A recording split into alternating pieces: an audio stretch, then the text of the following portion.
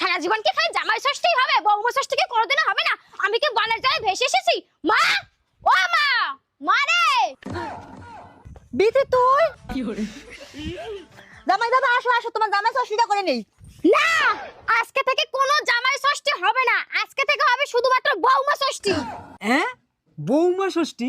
হ্যাঁ, বৌমা ষষ্ঠী। কেন? আমার মা যে তোমার সারা জীবন হাত ধোয়াইয়া, পা ধোয়াইয়া, গা ধোয়াইয়া কত সেবা যত্ন করে, আর তোমার তো বাড়িতে কোনো 2 টাকা সম্মান নাই, তাও আবার তোমাকে আমার মা পুজো করে, পুজো।